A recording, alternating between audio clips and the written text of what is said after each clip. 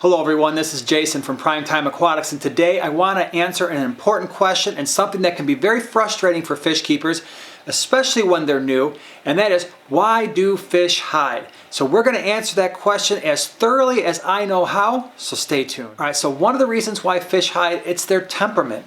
And it's something we really don't want to hear, especially if you spent a lot of money on a fish, or it looks really cool and you put it in the tank and it just goes away and you never see it again. We've got a couple of those in our fish room, not super expensive, but we've got a clown pleco and a chocolate zebra pleco. We put those fish in the tank, and within about a couple of days, we never saw them again. And the only time we see those fish are when we're tearing the tank apart, maybe to do a deep cleaning, or we've got to catch some other fish out, and we're moving things around, and there they are. And it's one of the reasons why we don't keep really expensive plecos, because some of those plecos you might spend $50, $100, $200. You put them in a tank that's well aquascaped and you will never see them again. And so it just may be that outside of keeping a bare tank, you're not going to see those fish very often. The other thing that you might have to think about is they could be fish that don't want to be active when the lights are on. And we've had fish like that. Again, a lot of the plecos are like that. A lot of the loaches may be like that, where they primarily want to be more active at night. We had a banjo cat. The boys had a banjo cat in their 29-gallon when they had a 29-gallon up in their room. And we put this fish in the tank with some cichlids, and we never saw that fish again. And about a couple months later, I figured, okay, maybe the fish died or something happened with the cichlids. Maybe they were too rough on it. And a few months later, I'm walking by their room. It's the middle of the night. The hallway light is on. Their bedroom light is off. And I see a fish just flying through the tank, back and forth, up and down, going crazy. I look a little closer, and guess who's there? The banjo cat. And he was having the best time of his life, but he was having it in the middle of the night with no lights on.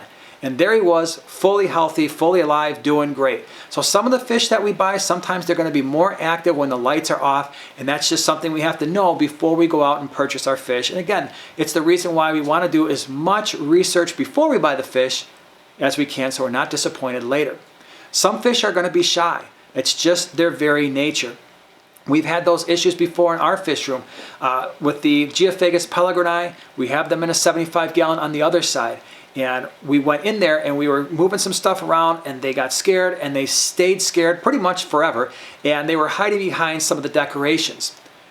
We went out, we got some white cloud or some white skirt tetras, and just to kind of show them that everything's going to be okay. And so we used the white skirt tetras as ditherfish.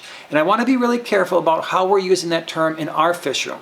Because some people think, okay, ditherfish are fish that can be chased around and basically terrorized by more aggressive fish, so that the more aggressive fish don't terrorize each other.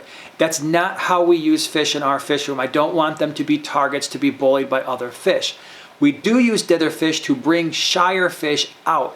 What they do is they tend to be more or less oblivious to their surroundings, and they really don't care about much. They're going to be active all the time. They're swimming around, and what that did is it taught the Geophagus, hey, you can come out, it's safe, you can come out to eat, there's nothing to worry about here. We've used guppies for the same purposes, and some of our cichlid tanks that are not super aggressive, where the cichlids now know, okay, it's okay to come out. Our Calypterus on the other side, they were very, very shy, so we had some mollies and some guppies in there, just so that they knew it's okay, you don't have to be scared and hiding behind a rock every moment of your life. And it can work great, but we don't use them as fish that can just be absolutely annihilated by other fish. The other thing that you want to think about is, are the fish holding fry or guarding eggs?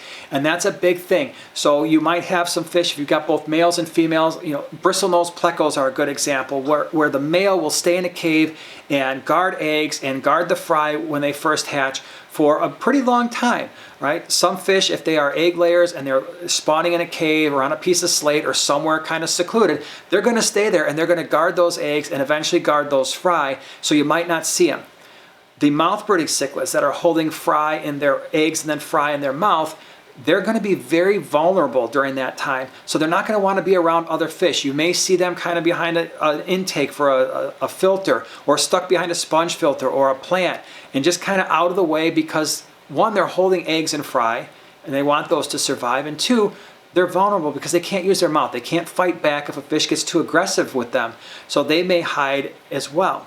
All right, so those are kind of some of the temperamental things that can happen and cause fish to hide. But perhaps one of the most important reasons why fish hide is stress. And stress can show in many different ways. The most obvious way and the first thing that I would check, if all those other temperamental things are put aside, where the fish generally isn't a shy type of fish, it doesn't mind light, it doesn't usually hide, at least the research shows that they're not really fish that hide, they're not dealing with fry. Something is going on in that tank that's causing them to stress out, and there can be a number of reasons for that. Reason number one, and one of the most obvious reasons that you can look for, is bullying. Do you have more aggressive fish in that tank that are pushing that fish into a corner, or behind a sponge filter, or behind a filter intake or a heater, or stuck somewhere under a bunch of rocks? So look for signs of bullying. Look for signs of that fish being bullied by one or more of your other fish. If that's the case, you've got to have a backup plan, and we say that all the time here at Primetime Aquatics. Have a backup plan anytime you add a semi-aggressive or aggressive fish to a tank. A backup plan for the fish that you're adding, and a backup plan for the fish that's bullying the other fish. You have to be willing to admit, this isn't working, I've made a mistake, where can I put one or more of these fish to get this tank in a healthy situation? So bullying is certainly a viable, and probably the number one thing that I would look at is the fish in a corner somewhere. A lot of fish, when they're being bullied, they're going to go way up to the corner of a fish tank, and they're just going to sit there, and they will not come out. Eventually they won't come out to feed, they won't come out for any reason, they will just stay up there and eventually starve to death. So if the fish aren't working out that situation within a couple of days, we may have to look at moving fish to another tank, or maybe another home, or back to the pet store. Fish will also hide when they're sick. Maybe they've got ick, maybe they've got a bacterial infection, or bloat, or velvet. Think about it from a human perspective. If you've got the flu, you've got a fever, you've got chills, you've got your body is aching, you're blowing your nose a lot, it's runny, you've got a sore throat, your eyes are watering. Makes me feel sick just talking about it. But if you felt that way, are you really going to be around people? Do you want to be around people when you feel that way? Do you want to be going out to a party? Do you want to be going out and hanging out with friends or family, or being in a social situation? Probably not. And that's the same thing for fish. When we get sick, really sick, we just want to curl up with a blanket and some good food and some medicine and maybe watch some TV, but we really don't want to be bothered. That's the same thing with fish when they are sick. They don't want to be around the rest of the community. They want to be left alone. So look for signs of disease. Are there white spots that would indicate ick? Are there mucousy sections that might indicate a bacterial infection, or maybe the abdomen is swollen, which might indicate some type of a bloat or problem with the digestive system? Are their eyes cloudy? All of these things can indicate that your fish is sick. And you might want to remove it to a quarantine tank, or you may have to treat the entire tank, and that's just the first fish that is showing the signs of stress. The fish could also be injured. So maybe it got fin nipped, maybe like for our Oscars, every once in a while they get super excited when it's time to eat, and I made the mistake every once in a while putting the actual fish food container on the glass lid. And you know what they do? They think the entire can of fish food is food, so they go ahead and shoot up to the top of the tank and bounce off the glass and knock the fish food over, and now they've got a little scratch on their head. All right, when they do that, they don't feel the best after that situation, as you probably wouldn't if you ran headfirst into a wall as fast as you could, because there was fish food on the other side, I suppose. But if they're injured, they're going to probably want to be kind of on their own. And again, keep a lookout for signs of disease. If they're injured, things are progressing in the wrong direction.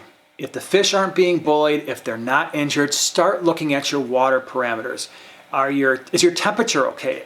Sometimes when the temperature is too cold, the fish will get very lethargic. They don't want to eat, their metabolism slows down, and they're not digesting food very well, so they may just go off to the side. They won't swim a lot. They might become very inactive. So look at water temperature, look at your ammonia levels, whether that's ammonia, look at nitrites, look at nitrates, make sure those parameters are in check. You could check the pH.